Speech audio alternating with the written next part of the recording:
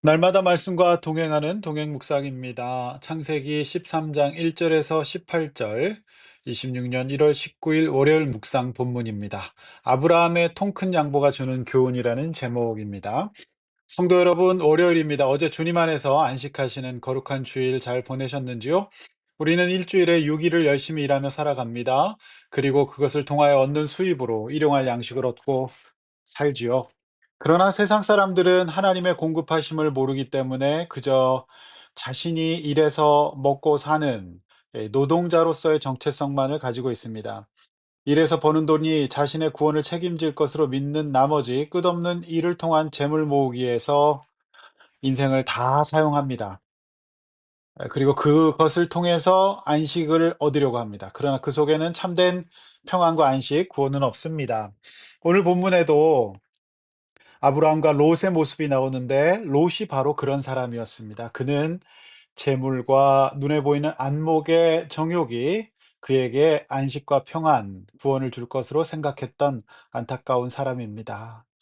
신약 시대, 즉 예수님이 오신 이후에 우리에게 구약의 율법인 안식일은 폐지되고 주일에 주의 날, 이 거룩한 이 주일이 시작됩니다. 그러니까 이제 하루뿐만 아니라 율법적인 안식일뿐만 아니라 우리의 삶 전체가 안식일로 확장이 됩니다. 그러므로 우리는 주일을 보낸 오늘도 월요일이지만 하나님 말씀과 기도로 안식하면서 하루를 시작하는 것입니다. 오늘 창세기 13장을 통하여 우리에게 주시는 은혜와 안식의 메시지는 무엇일까요? 자, 본문 봅니다. 1절에서 13절까지인데요. 하나님의 은혜와 소돔을 선택한 롯입니다.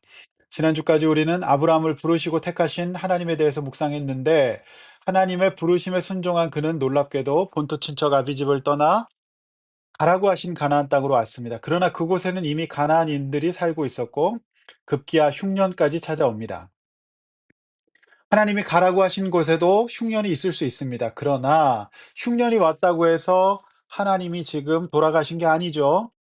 언약이 파기된 게 아닙니다. 아브라함은 믿음의 조상이라고 했지만 처음부터 그런 인물은 아니었습니다. 그는 흉년 앞에 곧바로 흔들립니다.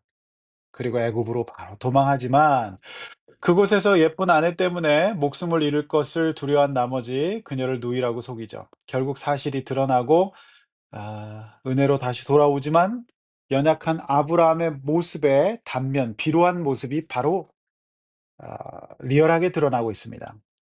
1절 웬일인지 애굽에서 수치를 당하고 돌아왔는데 기대치 못했던 재물이 함께 올라옵니다. 그러나 그것을 복으로만 볼 수 없는 것은 이 일 때문에 조카 롯과 싸우고 헤어지게 되고요.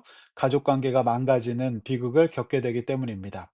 실수하고 넘어졌던 그였지만 다행히 4절에서 그는 다시 여호와 이름을 불렀습니다. 애굽에서 얻은 재물보다 아브라함 그가 정신을 차리고 다시 여호와 이름을 부른 것이 진정한 복이었습니다.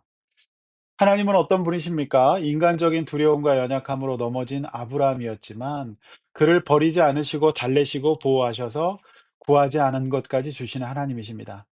그러나 이것을 잘 다루느냐의 문제는 별개의 문제로 아브라함과 롯에게 남게 됩니다. 따라서 재물은 제가 어제 용인통행교회 주일 강단에서 전했던 주기도문 강해의 세 번째 메시지처럼 하나님께서 공급자가 되시고 여호와 이름을 부르며 그분 앞에서 안식을 얻으려고 하는 자에게는 유용한 도구가 될 것이지만 그렇지 않은 롯과 같은 자에게는 멸망의 도구가 될 수 있다는 것이죠. 5절 결국 많아진 재산 때문에 싸움이 일어납니다. 7절 그 아브라함의 목자와 롯의 목자, 이게 직원이죠. 이들까지 두게 됩니다. 8절 그러나 이 문제를 다루는 연단받은 훈련받은 아브라함의 입장은 롯과 조금 다릅니다. 다투지 말자라고 하는 것이죠. 9절 유명한 말씀입니다. 내가 좌하면 나는 우하고 내가 우하면 나는 좌하리라. 자, 아브라함은 하나님 앞에서 안식과 평강을 누리는 훈련이 되어 있었기에 이런 멋진 말을 할 수 있었습니다. 통큰 양보를 할 수 있었던 것이죠. 왜 그렇게 할 수 있었습니까? 그는 재물이 자기의 능력과 힘으로 얻은 것이 아니라는 걸 누구보다 잘 알고 있습니다. 그냥 덤으로 얻은 겁니다.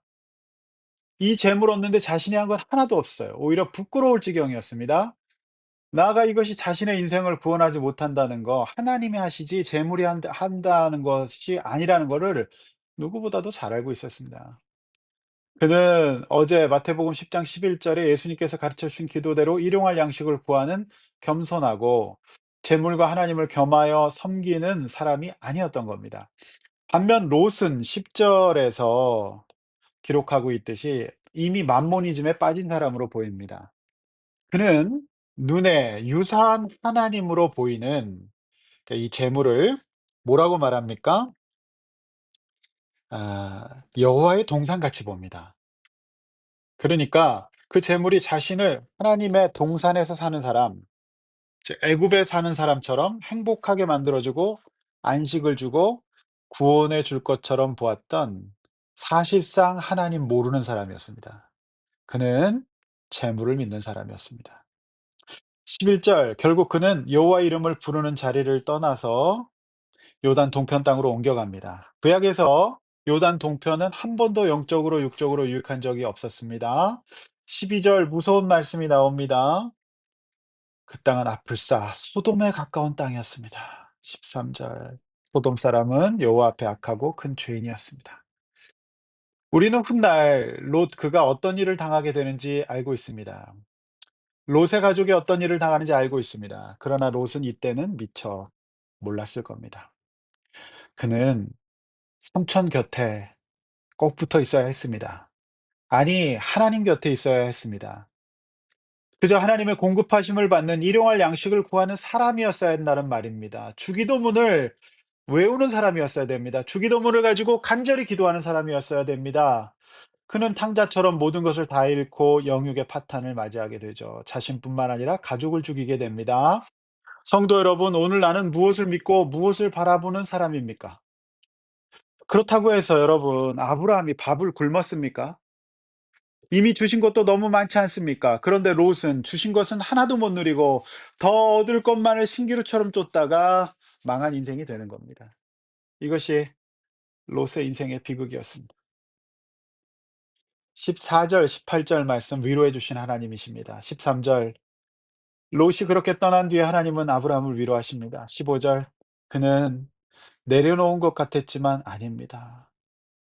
이때부터 하나님은 본격적으로 재물을 의지하지 않고 하나님을 의지한 아브라함에게 일용할 양식, 즉 하나님의 백성으로서 그 부르심을 따라가기 위한 모든 필요를 채워 주십니다. 이 양식은 물론 육신의 양식도 있지만 살아가는 데 필요한 모든 환경입니다.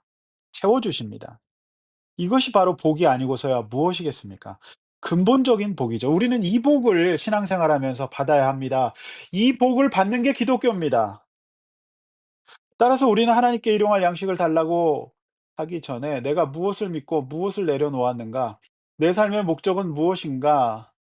나는 누구를 섬기고 있는가?'를 먼저 점검해야 합니다.